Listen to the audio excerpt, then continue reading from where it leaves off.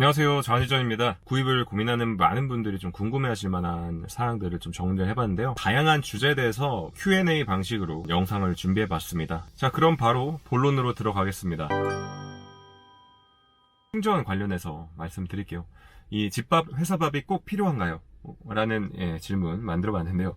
집밥, 회사밥이 없으면 저는 전기차 운영이 상당히 힘들어질 거라고 생각합니다. 그래서 분명 불편하다는 점 말씀드리고 싶고요. 저는 다행히도 가까운 거리에 슈퍼차저가 있습니다. 그렇기 때문에 사실 이게 습관적으로 배터리 잔량이 40% 정도 밑으로만 내려가도 저는 항상 슈퍼차저로 가거든요. 이게 아무래도 지리적으로 가깝다 보니까 좀 부담감이 덜한 것 같아요. 그래서 되게 자주자주 충전을 해주다 보니까 충전에는 전혀 문제가 없었습니다. 하지만 슈퍼차저가 근처에 없는 이상 집밥 또는 회사밥 없이 운용하기에는 냉정하게 말해서 굉장히 힘듭니다. 집밥이나 회사밥이 없는 분들은 사실 슈퍼차저가 가까우면 그나마 슈퍼차저 이용하시면 되겠지만 슈퍼차저마저 근처에 없다면 이건 정말 힘들다는 점 명확히 말씀드리고 싶습니다. 주변에 충전 인프라가 잘 안 돼 있으면은 아직까지는 시기상조라고 생각합니다. 반대로요, 집밥 회사밥 있는 분들께는 저는 무조건 테슬라 추천합니다. 최근에 충전 비용이 많이 올랐거든요. 그럼에도 불구하고 내연기관 차량보다는 훨씬 저렴하거든요. 유지비가 저렴합니다. 이건 확실히 말씀드릴 수 있습니다. 그렇기 때문에 충전이 편한 환경이고 또 주행거리가 많다, 그런 분들께는 전 적극 추천드리니까요. 보조금이 줄어들기 전에 빨리 구매하시는 걸 추천드립니다. 오토파일럿, 테슬라를 구입한 가장 큰 이유거든요. 자주 사용하는지 그리고 믿을만한지 말씀드릴게요. 오토파일럿은 기본적으로 이 작동 원리가요, 전방에 달린 이 카메라가 차선이 인식 가능한 환경에서 활성화가 되는데,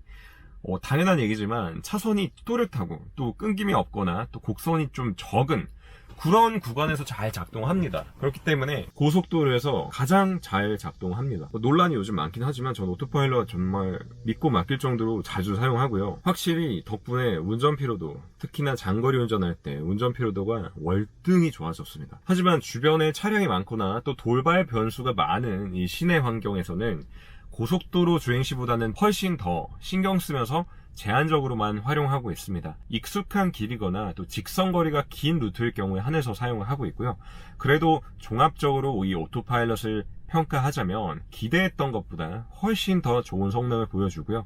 또 익숙해지면 꽤나 자주 믿고 맡길 수 있는 정도는 됩니다. 자, 그리고 차박. 제가 아직까지는 차박 컨텐츠 올린 적은 없습니다만 전 차박을 여러 번 이미 했습니다. 지금까지 한 4번 정도 한 것 같은데요. 확실히 재밌기도 하고요.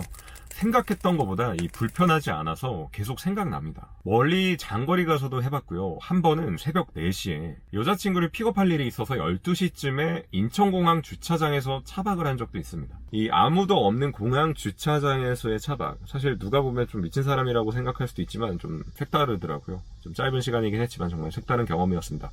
어쨌든 이 차박 경험에 대해서 말씀드리자면, 공간의 경우는 솔로 차박, 혼자서 차박을 하는 경우에는 정말 부족함 없이 넓은 공간입니다. 누우면은 이 정도로 쾌적한 공간이고요.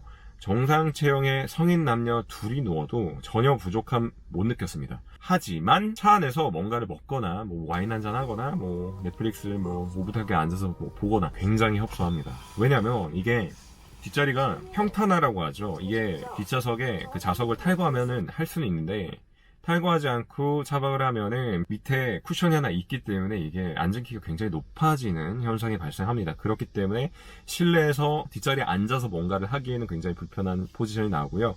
그렇기 때문에 굳이 뒷자리에서 뭔가 앉아서 하고 싶다, 그럼 뒷좌석 앉는 부분 있죠. 그거를 탈거하는 방법이 있습니다. 그 방법 쓰시면은 그나마 헤드룸이 더 확보가 되니까 조금 더 편해지는데, 그렇지 않으면 조금 불편합니다. 차박 관련한 보다 상세한 내용은요, 조만간 차박 컨텐츠로 소개해드리도록 하겠습니다. 전기차 특성인 회생제동 때문에 멀미가 많이 난다고 하는데 라고 걱정하시는 분들이 많아요.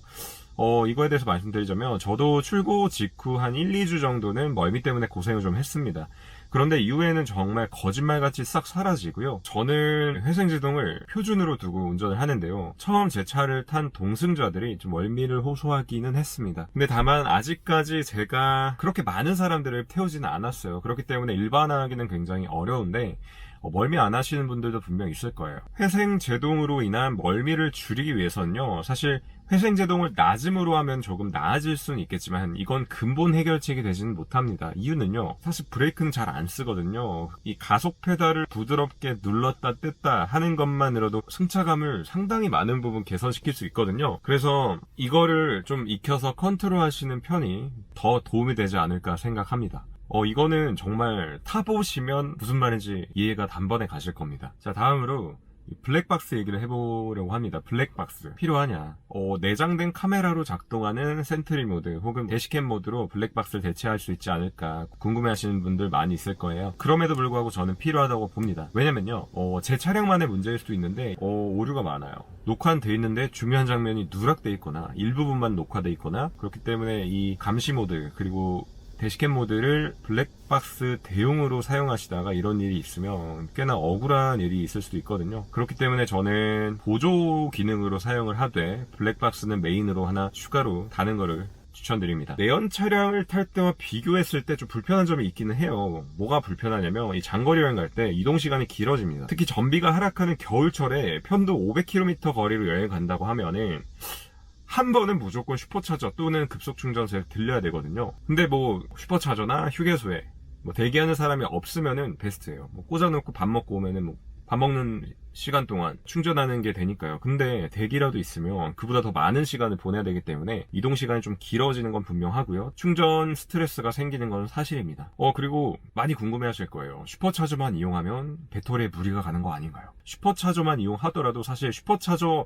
자체적으로 이 배터리 열화를 좀 늦추기 위해서 아마 충전 잔량이 많이 남지 않았을 때는 충전 속도를 늦춘다든지 이런 식으로 해서 배터리 수명을 좀 조절하는 걸로 알고 있거든요. 그럼에도 불구하고 슈퍼차저만 사용했을 때 배터리 열화가 많이 되는 거 아니냐 궁금해 하시는 분도 있을 거예요. 자, 슈퍼차저만 이용한 제 배터리 열화율은요 3%입니다 3% 정도 열화가 됐더라고요. 이거는 지금 촬영하는 게 7월 31일이거든요 7월 31일인데 제가 일주일 정도 전에 체크를 해봤는데 100% 슈퍼차저로 완충을 한 다음에 보니까 주행 가는 거리가 485km 나오더라고요. 기준 주행 거리가 499km인 걸 감안하면 약 3%가량 열화됐다고 말씀드릴 수 있겠습니다. 글쎄요, 슈퍼차저만 이용했는데도 3% 정도밖에 열화가 안 된 걸 보면은 그렇게 많이 무리가 되는 것 같지는 않아요. 자, 정리하면 충전 환경 그리고 주행 습관, 이런 배터리 열화에 영향을 끼치는 요소가 다양하기 때문에 일반적으로 어떻다라고 말씀드리기는 좀 어려울 것 같고요. 저는 8개월간 거의 슈퍼차저로만 운행한 결과 현재 약 3%의 열화율을 보이고 있다. 이 정도로 말씀드릴 수 있겠습니다. 다른 모델3 오너분들의 열화율도 좀 문득 궁금해지긴 하네요. 자, 그리고 여름철, 겨울철 전비 차이가 얼마나 나나요? 많이 나는 건 이미 알고 계시는데 실제로 어느 정도 나는지 좀 궁금하실 거예요. 근데 이거는 이것 역시도 이 열화율과 마찬가지로 개인마다 워낙 다르기 때문에 일반적인 그런 기준이 될 수는 없다는 거 미리 말씀드립니다. 자, 먼저 겨울철. 제가 이 차량은 지난해 11월에 출고를 했거든요. 그래서 겨울 전비를 경험할 수 있었습니다. 작년 11월부터 올해 3월까지 전비를 제가 한번 측정해 볼 기회가 있었는데 그 당시에 제가 4개월 동안 12,000km를 탔더라고요. 그때 계산했던 수치가 있는데 이때 킬로미터당 전비가 약 229W였습니다. 모델 3 같은 경우는 75kW 배터리가 들어가고 500km가 기준 주행거리잖아요. 이거를 개선을 해보면 이 기준 주행거리를 충족시키려면요 킬로미터당 약 150W의 전비로 타야 합니다. 근데 이제 229W로 탄 거 보면 기준 전비보다 약 50% 정도 더 소모를 한 걸로 나오죠. 전반적으로 전비가 떨어지는 겨울에 운행한 탓도 있지만 전 전비를 생각하지 않는 운전 습관을 좀 갖고 있거든요. 그렇게 막 전비를 아껴야지, 전비를 높여야지 하는 그런 운전 습관을 가지고 있지는 않습니다. 그걸 감안해 주셔서 보시면 되고요.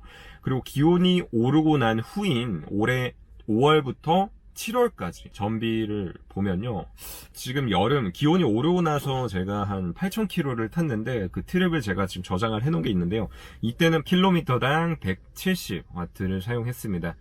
기준 전비인 150에는 못 미치지만 그래도 겨울철 전비보다는 월등히 높은 수치를 보여주고 있습니다. 참고용으로만 한번 봐주시면 감사하겠습니다.